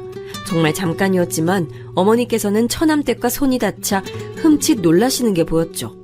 저는 이 문제가 처남댁과 연관이 있겠구나 싶은 생각이 들었어요. 물론 제가 잘못 본 것일 수도 있지만 저녁 시간부터 줄곧 이상한 어머니의 행동에는 다 처남댁이 연관되어 있구나 싶었죠. 저녁에 잠자리에 들어서 저는 아내에게 솔직히 제 생각을 말했어요. 아내는 처남댁과 무슨 상관이 있다는 말이냐고 물었지만 저도 확실한 것은 없던 터라 그냥 의심만 간다고 말했죠. 지금 심증만 있다는 거잖아. 무슨 범죄 드라마 찍어? 말 그대로 그냥 내가 보기에 그렇다는 거야. 근데 엄마는 괜찮다고 별일 없다고 하시잖아. 몇 번을 물어도 똑같이 대답하실걸? 그러니까 다른 방법이 필요하다는 거지. 저는 망설이다가 아내에게 CCTV를 집에 달아보는 것이 어떻겠냐고 물었어요. 저희가 아이를 키우면서 내니캠이라는 것을 달았는데 생각보다 유용하더라고요. 아내는 그래도 집에 CCTV를 다는 건 좀 아니지 않느냐고 불쾌한 얼굴을 했어요. 저는 그런 그녀의 마음을 충분히 이해했습니다. 당연하죠. 집에 그런 것을 그것도 몰래 달아둔다는 것은 감시의 목적이 있지 않고서야 할 수 있는 일이 아니었으니까요.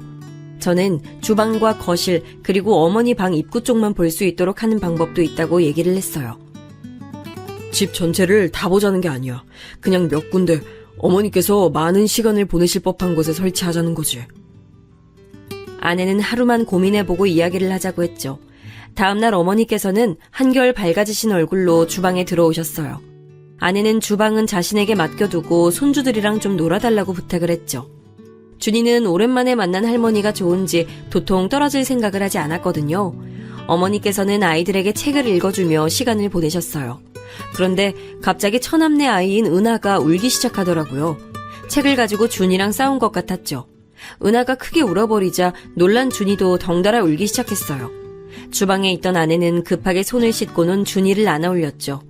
어머니께서는 서로 책을 보겠다고 하다가 벌어졌다고 말씀하시면서 은하를 안아주셨어요. 아이가 우는 소리에 처남댁도 나왔어요. 그리고는 자연스럽게 아이를 안아 올리더니 이리저리 살펴보더군요. 어머, 얼굴에 이게 뭐야? 은하야, 너 여기 왜 그래? 책을 가지고 옥신각신 하다가 좀 베인 모양이야. 살짝 스쳤어. 처남댁은 어머니의 설명에도 잠깐 인상을 팍 쓰더니 소독해야겠다고 하면서 자신들 방으로 쏙 들어가 버리더군요. 어머니께서는 미안한 얼굴로 은하 얼굴에 흉이라도 지면 어떻게 하느냐고 걱정하셨죠. 아내는 아이 피부가 연해서 생긴 거지 눈에 잘 보이지도 않는다고 했지만 어머니께서는 여전히 걱정스러운 표정이셨어요. 이내 아이를 달래서 나온 처남댁은 잠시 어머니에게 눈길을 주는가 싶더니 식사 준비를 벌써 끝내셨냐고 하더군요. 아내는 아이의 얼굴이 많이 다쳤냐고 물었어요. 처남댁은 어머니 쪽을 힐끗 보고는 짜증난 얼굴로 말했죠. 제가 너무 예민했죠. 요즘 들어서 자주 얼굴에 상처가 생기더라고요. 누가 일부러 그러는 건가 싶기도 하고요. 처음에 다 말했어야 하는데 괜히 넘어갔나 봐요. 지금이라도 좀 얘기를 할까 고민 중이에요. 아내는 어린이집에서 아이가 다쳐오느냐고 물었더니 그런 것은 빨리빨리 얘기를 해서 물어야지 그냥 넘어가서는 안 된다고 말했죠. 처남댁은 어머니를 바라보며 말했어요. 형님 말씀처럼 얘기해야겠어요. 숨긴다고 어디 숨겨질 일도 아닌데 제가 괜히 참아줬나 봐요. 저는 처남댁이 등장하면서부터 줄곧 어머니를 바라보고 있었어요. 확실히 어머님의 얼굴 표정이 시시각각 달라지는 것이 너무나도 잘 보였어요. 심지어는 처남댁이 주방을 오가며 곁을 지나갈 때마다 어머니께서는 긴장한 표정으로 몸이 굳어서는 시선을 아래로 하고 앉아 계시는 게 너무 잘 보였어요. 저는 분명 우리가 모르는 일들이 벌어지고 있고 그 일이 어머니께 독이 된다는 확신이 들었죠. 집으로 돌아오는 길 저는 아내에게 다시 CCTV 얘기를 꺼냈어요.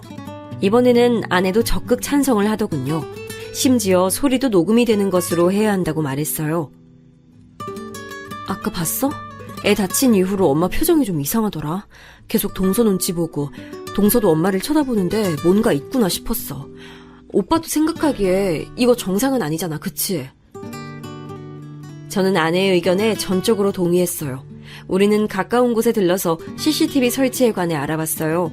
생각보다 손쉽게 설치가 되더라고요. 저는 방법을 간단하게 배운 뒤에 집에서도 몇 번 연습을 해봤어요. 대망의 D-Day가 됐어요. 저와 아내는 하루 휴가를 받아서는 어머니 집으로 갔어요. 아내는 어머니께 쇼핑을 가자고 하면서 모시고 나갔죠. 저는 잠깐이지만 빠른 속도로 집에 CCTV를 설치하기 시작했어요. 절대 들키지 않을 만한 곳에 숨겨뒀죠. CCTV를 설치하고 며칠이 지났어요. 아내와 저는 어떤 화면이 찍혔는지 함께 보기로 했어요. 저희 둘 사이엔 긴장감이 돌았어요. 별 내용 없는 장면은 빨리 감기로 넘기는데 주방에서 찍은 화면에 무언가가 잡히더라고요. 아내와 저는 플레이 버튼을 눌렀죠. 주방의 캠에 찍힌 것은 다름 아닌 처남댁과 어머니의 모습이었죠. 우리는 귀를 쫑긋 세우고 집중해서 화면을 봤어요. 어머니, 형님께 무슨 말씀하신 거 아니죠? 말은 무슨, 아무 말도 안 했어. 그나저나 은하, 얼굴 어떻게 하실 거예요? 살짝 스친 거야. 살짝? 살짝이요? 아유, 미안해. 그런 말로 해결될 일이라고 생각하세요? 도대체 어머님 뭘 제대로 하는 게 없으세요? 아니 고작 애 잠깐 놀아주셨으면서 그 사이에 얼굴에 흉이나 지게 하고 와! 잠깐이지만 아내의 얼굴이 확 바뀌었어요. 지금 저게 무슨 상황이냐고 손가락질하며 저를 바라봤죠. 저는 좀 더 들어보자고 하면서 아내를 진정시켰어요. 하지만 저 역시 화가 치밀어 오르고 있었죠. 제가 말씀드렸죠. 아무리 그래봤자 어머니 모시고 사는 사람 저라고, 형님네 아니라고. 조심할게. 처남댁은 뭐라고 중얼거리면서 어머니의 어깨를 확 밀치고 지나가더군요. 그 장면에서는 저도 참을 수가 없었어요.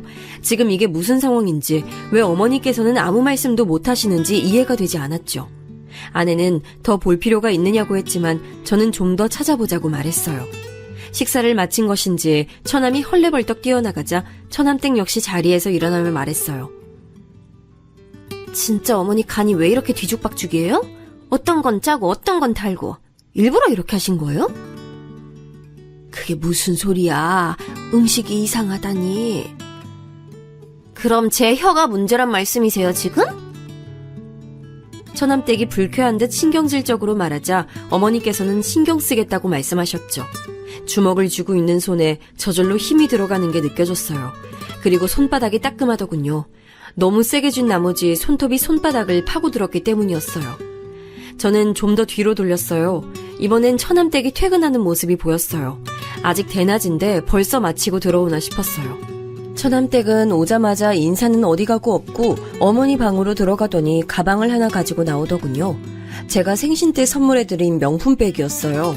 그리고는 자기 방으로 들어가서 화려하게 옷을 바꿔 입고 나왔어요. 한쪽 손에는 빨랫거리로 추정되는 것을 쥐고 있었고요. 저 오늘 친구들이랑 약속 있어요. 늦을 테니까 밥 챙겨 먹이세요. 그 애도 오늘 늦는다고 하고. 그래. 그리고 제발 부탁인데 빨리 하실 때 신경 좀 쓰세요. 도대체 언제까지 말씀드려야 돼요? 드라이 하는 거는 그냥 맡기시라고요. 왜요? 돈이 아까우세요? 처남댁은 쥐고 있던 옷을 어머니 발 근처로 던지며 말했어요. 어머니께서는 옷을 주워들고는 이리저리 돌려보시는가 싶더니 이내 미안하다고 하시더라고요. 이 옷이 얼마짜린데 진짜 아깝게. 도대체 그동안 살림은 어떻게 살아오신 거예요? 믿을 수가 없네. 미안해. 드라이 하는 건 줄 몰랐어. 어머니, 제가 미안하다는 소리 그만 듣겠다고 했죠? 미안할 행동을 하지 말고 처음부터 좀 똑바로 하시라고요. 왜요? 억울하세요? 저한테 이런 소리 듣는 게? 어머니께서는 아무 말씀도 못하시고 고개를 저으셨죠. 저는 아내에게 더 이상 볼 필요가 없을 것 같다고 하면서 당장 어머니를 모시고 오자고 말했어요. 지금 어머니 모시고 오는 게 문제야? 전혀 머리채를 내가 다 뽑아버릴 거야. 감이 어디다 대고. 아내는 잔뜩 흥분한 상태로 어디론가 전화를 걸고 있었죠. 야, 이 등신아, 너 지금 어디야? 누나, 갑자기 뭔 소리야? 화가 잔뜩 난 아내는 처남에게 전화해 다짜고짜 소리를 질러댔어요. 처남은 영문도 모르고 이게 무슨 일이냐고 묻기만 했죠. 저는 급하게 아내에게서 전화기를 빼앗고는 처남에게 어디냐고 물었더니 집이라고 하더군요. 쉬는 날이라서 은하와 놀아주는 중이라고 말이죠. 처남댁 옆에 있어? 그 사람? 아니, 어제 1박 2일로 대학 동기들이랑 놀러 갔어요. 왜요? 그럼 어머니는? 엄마는 목욕탕 가셨는데요? 저는 그럼 어머니 오시거든 은하를 맡겨두고 잠깐만 보자고 했죠.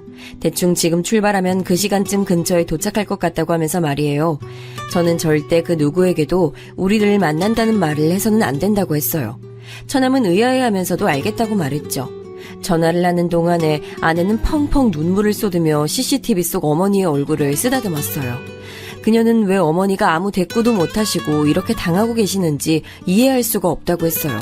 그런 점은 저 역시 같은 생각이었죠. 저는 처남을 만나는 동안 집에 가서 어머니의 짐을 싸두라고 일렀어요. 아내는 제게 미안하다고 하더군요.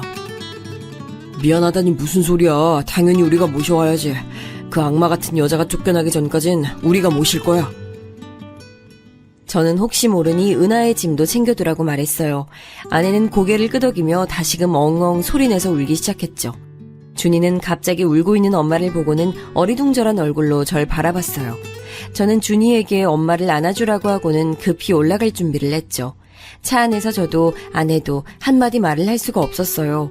평소엔 동요로 크게 틀어두고 준이와 노래를 부르던 아내는 고개를 떨어뜨리고 아직도 눈물을 흘리고 있었어요. 절대 어머니 앞에서 그런 모습 보이면 안 되는 거 알지? 어머니 속상해하실 거야. 우리가 이 사실을 알게 됐다는 사실만으로도 어머니 힘드실 텐데 그렇게 울면 어떡해. 내가 그년 절대 용서 안 해. 절대. 어떻게 엄마한테... 저는 울컥하는 아내의 손을 잡아주며 빨리 어머니를 모시고 오자는 말만 했어요. 아내를 집 앞에 내려주고 저는 처남을 만나러 갔습니다. 처남은 집 두고 왜 밖에서 보자고 하는지 모르겠다고 툴툴거리더군요. 저는 집에서는 할 수 없는 이야기였다고 하면서 CCTV의 영상을 보여줬습니다. 잠시 동안 영상을 뚫어져라 쳐다보던 처남은 언제 찍은 것이냐고 묻더군요. 최근이야. 저번에 어머니를 뵙는데 걸리는 게 있어서. 이런 일이 있으면 저한테 먼저 얘기를 해주셔야죠. 뭘? 어머니가 이상하다는 얘기를 했어야 한다는 거야? 아니면 CCTV를 설치한다는 얘기를 했어야 하는 거야? 당연히 둘 다죠. 엄마도 왜 이런 일이 있는데 말도 못하고. 이게 지금... 같이 살면서 어머니가 이상하다는 것도 눈치를 못 챘다는 게 난 이해가 안 돼서 따로 보자고 하는 거야. 네? 매용, 지금 저 의심해요? 처남은 벌떡 자리에서 일어났어요. 의자가 뒤로 넘어가면서 우당탕 소리가 울렸죠. 카페에 사람들이 힐끔거리면서 우리 쪽을 바라보더군요. 저는 당연한 거 아니냐고 말했어요.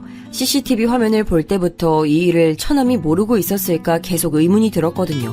차마 아내에게는 말하지 못했지만 아무리 생각해도 처남이 모르는 일이라는 것이 앞뒤가 맞지 않더라고요. 처남은 제 멱살을 잡고는 지금 뭐라고 했냐고 따져 물었죠. 내가 지금 우리 엄마가 저런 대접을 받을 때까지 알면서도 가만히 있었다고? 내가? 어떻게 매형이 날 의심할 수가 있어? 이거 놓고 얘기해. 누구는 그런 생각하고 싶은 줄 알아? 몰랐다는 말이 더 이상한 상황 아니야? 할 말을 잃은 처남은 손에서 힘을 빼고는 바닥에 주저앉았어요. 망연자실한 사람처럼 축 늘어져 있는데 정말 처남은 모르고 있었던 것은 아닌가 싶은 생각이 들었어요. 그래서 어떻게 된 일인지 좀 알아야겠어. 처남도 모르는 것 같으니까 우선 어머니는 우리가 모시고 갈게. 영상도 보내줄 테니까 처남댁이랑 얘기해봐. 우리까지 나서게 하지 말고. 진짜 왜 이런 일이... 처남은 두 손에 얼굴을 파묻고는 한참을 그렇게 있었어요. 그때 전화가 들어왔어요. 아내였죠. 아내는 지금 당장 집으로 오라고 다급하게 말했어요. 저는 깜짝 놀라 처남에게 급히 집으로 가자고 말했죠. 다행히 멀리까지 나온 것이 아니라 금방 집으로 들어갔어요. 집에는 언제 왔는지 처남댁이 와 있더군요. 처남은 다짜고짜 처남댁에게 다가가서는 그녀의 양팔을 붙들고 소리를 질렀어요. 너 왜 우리 엄마한테 왜 그랬어? 갑자기 왜 그러는데? 당신도 형님도 이게 다 무슨 일이야? 처남댁은 갑자기 벌어진 일에 당황하면서 오히려 다들 왜 몰려와서 이러냐고 물었어요. 처남은 CCTV 영상을 그녀 앞에 들이밀고는 이게 뭐냐고 말 좀 해보라고 하더군요. 영상을 보던 처남댁은 소스라치게 놀랐어요. 그리고는 집안을 두리번거리며 CCTV를 찾기 시작했죠. 어떻게 집에 CCTV를 설치할 수 있어? 나한테 한마디 말도 없이? CCTV 내가 설치했다. 어쩔래? 네가 하도 우리 엄마한테 수상하게 굴길래 설치했어. 안 했으면 어쩔 뻔했냐? 너 이렇게 못돼 처먹은 짓을 하는데 모르고 있었을 거 아니야? 아내가 버럭 소리를 질렀어요. 어머니께서는 온몸을 떠시며 준이와 은하를 품에 안고 계셨죠. 저는 방에 들어가 계시라고 말씀드렸어요. 안방으로 들어가는 순간까지도 어머니는 거실에 모인 식구들의 눈치를 보셨습니다. 형님, 이거 사생활 침해예요. 어떻게 동생네 가족이 사는 집에 CCTV를 설치하세요? 사생활 침해? 그래, 내가 사생활 침해 좀 했다. 그러는 너는 우리 엄마한테 그따위로 행동하는 건 잘한 일이고? 그거는... 근데 제가 말이 좀 심하긴 했는데요. 다 이유가 있어서 그랬어요. 이유? 이유가 있어? 어떻게 이유가 있을 수 있어? 형님은 그동안 따로 사셔서 잘 모르시겠지만 어머니 정신이 좀 이상하시다고요. 그래서 이렇게 강하게 말씀드리지 않으면 기억을 못하고 자꾸만 위험하게 실수를 하신다고요. 처남댁의 입에서 나온 소리에 저도 처남도 아내도 입만 떡 벌리고 서서 그녀를 바라보고 있었어요. 아니, 나사가 풀린 것도 아니고 자꾸만 같은 실수를 반복하시는데 그럼 어떡해요? 그냥 그렇게 둬요? 너 우리 엄마한테 뭐라고 했냐? 야, 정신이 이상해? 그래서 병원은 모시고 갔어? 병원에서 그렇게 말씀하셔? 아니지? 내가 너 집에 일찍 들어오는 꼴을 못 봤는데 그랬을 리가 없지. 행동하는 거 보면 딱 알지. 그런 걸 뭐하러 병원까지 가? 더 이상 분노를 참지 못하던 아내가 순식간에 처남댁에게 달려들어 머리채를 휘어잡았어요. 처남댁은 소리를 지르며 팔을 휘둘렀지만 아내에게는 닿지도 못했죠. 이게 좋게 말을 하니까 입 밖으로 나오면 다 말이야? 어디서 입으로 똥을 쳐싸고 있어? 아내는 머리채를 잡은 손에 힘을 주고는 다시 한번 말해보라고 윽박질렀어요. 처남은 바닥에 주저앉아서 다 자신의 탓이라고 눈물을 흘리기 시작했죠. 저는 적당한 선에서 아내를 말리기 위해 타이밍을 보고 있었습니다. 그때 어머니께서 방에서 나오시며 소리를 지르셨어요. 이게 다들 무슨 일이야? 그만두지 못해? 아내는 피곤해 보이는 어머니의 얼굴을 보고는 마지못해 잡고 있던 머리채를 놓아줬어요. 산발이 된 머리를 급하게 정리한 처남댁의 얼굴엔 피가 몰려 불다 못해 곧 터질 지경이었죠. 어머니는 큰 결심을 하신 듯 망설이다 말씀하셨어요. 내가 실수를 좀 했다. 친구 보증을 잘못 써주는 바람에 급하게 돈이 필요했어. 안 그랬다가는 이 집을 날리게 생겨서 그래서 돈을 빌렸는데 그걸 갚을 방법이 마땅치가 않았어. 그래서 이서방한테는 미안하지만 이서방이 사다 준 물건들을 내다 팔았는데 그걸 며느리한테 들켰어. 어머니의 고백에 놀란 저는 왜 말씀을 안 하셨냐고 물었어요. 이서방한테 미안해서 어떻게 말해. 잘해준 것도 없는데 나한테 어머니 하면서 살갑게 대해주고 사위 이상으로 나한테 신경 쓰고 챙겨주는데 급전이 필요하다고 그런 자네가 준 걸 내다 팔았다고 어떻게 말을 해. 그냥 꽁꽁 숨겨두고 싶었어. 아무도 모르게. 어머니, 처음부터 돈이 필요하다고 솔직하게 말씀해 주셨다면 어떻게든 해결했을 텐데요. 그 꼬투리 잡힌 걸로 그럼 계속 참고 계셨던 거예요? 어머니께서는 자식들에게만큼은 알리고 싶지 않았다고 말씀하셨어요. 아내는 그깟 돈이 얼마나 된다고 그 모욕을 참아내며 사셨냐고 어머니를 안고는 펑펑 울기 시작했죠. 처남댁, 다시 말해봐. 어머니가 정신이 이상하셔? 어떻게 눈 하나 까딱 안 하고 그런 말을 하지? 처남댁은 어머니가 다 터뜨리실 것이라고는 전혀 생각하지 못한 듯 입술을 깨물고는 이리저리 눈동자를 돌리고 있었어요. 딱 봐도 이 상황을 어떻게 하면 빠져나갈 수 있을까 고민하는 눈치였죠. 처남은 단단히 결심한 얼굴로 말했어요. 이렇게까지 왔는데 내가 미쳤다고 너랑 살겠냐? 이혼하자, 이혼. 나는 너랑 죽어도 못 살아. 처남이 이혼을 언급하자 처남댁의 얼굴이 확 달라졌어요. 눈을 시퍼렇게 치켜뜨고는 죽어도 이혼은 못한다고 소리를 질렀죠. 옆에서 지켜보는 제가 다 소름이 돋을 정도였어요. 하지만 화가 머리끝까지 난 처남도 만만치 않더군요. 처남은 이런 상황에서 어떻게 같이 살 수 있느냐고 당장 나가라고 소리를 높였어요. 하지만 처남댁은 눈 하나 깜빡하지 않고는 오히려 이 모든 일을 처남 탓으로 돌렸어요. 이게 다 너 때문이야. 그날 내가 너랑 자지만 않았어도 은하만 생기지 않았어도 내가 이렇게 살 사람인 줄 알아? 너 때문이잖아. 처남댁이 고래고래 소리를 지르며 자기 인생을 돌려달라고 말도 안 되는 억지를 부리는 동안 아내는 어머니를 모시고 나가자고 말했어요. 저는 아이들 가방을 어깨에 걸치고는 은하와 준이를 양팔에 안아 올렸죠. 고성이 오가는 모습에 아이들도 잔뜩 겁을 먹은 것 같았어요. 저는 눈 딱 감고 있으면 금방 지나갈 것이라고 말하며 아이들을 꼭 안으며 현관을 나서려는데 갑자기 처남댁이 은하를 부르며 달려들었어요. 다행스럽게도 더 가까이에 있던 처남이 빠르게 그녀의 팔을 낚아챘죠. 내 새끼 데리고 어딜 가? 아내는 처남댁을 싸늘하게 노려보며 말했어요. 네 말대로 네 인생을 망친 게 은하랑 내 동생 아니야? 너 이번 일 깔끔하게 정리해. 그때까지 어머니랑 은하는 우리가 데리고 있을 테니까. 누나, 고마워. 죄송해요, 엄마. 감사합니다, 매형. 우리는 길길이 날뛰는 처남댁을 뒤로하고 집을 나섰습니다. 지방으로 내려가는 차 안은 조용했어요. 아이들은 많이 놀랐는지 차를 타자마자 잠들었죠. 어머니께서는 무슨 죄인이 되신 듯이 고개를 푹 숙이고는 양쪽으로 자신에게 기댄 손주들의 손을 잡고 계셨어요. 그 모습을 보는데 착잡한 기분이 들더군요. 집에 도착한 저희는 안방을 치워 어머니가 쉴 수 있는 곳을 마련해드렸어요. 어머니께서는 한참을 서성이더니 미안하다고 말씀하셨죠. 저도 아내도 그런 말은 절대 하실 필요가 없다고 말씀드렸어요. 저는 어머니께 돈 문제는 얼마나 해결이 되는지 물었어요. 망설이시던 어머니께서는 날랐던 지인이 사기죄로 잡혀서 곧 돈을 일부 돌려받을 수 있을 것 같다고 하더라고요. 정말 다행이네요. 그럼 어머니 더 이상 신경 쓰실 일도 없겠어요. 내가 이 서방 볼 면목이 없어. 또 그런 말 하신다. 저 자꾸 그렇게 말씀하시면 섭섭해요. 저는 무거워진 분위기를 좀 바꿔보려고 일부러 밝게 말씀드렸어요. 아내 역시 괜찮다고 다 좋아질 것이라고 말하면서 한동안은 이모님 부를 필요 없어서 돈 굳었다고 장난스럽게 말했죠. 어머니께서는 저희 부부의 반응에 어처구니 없다는 웃음을 보이셨어요. 그렇게 저희는 네 식구로 새 출발을 시작했어요.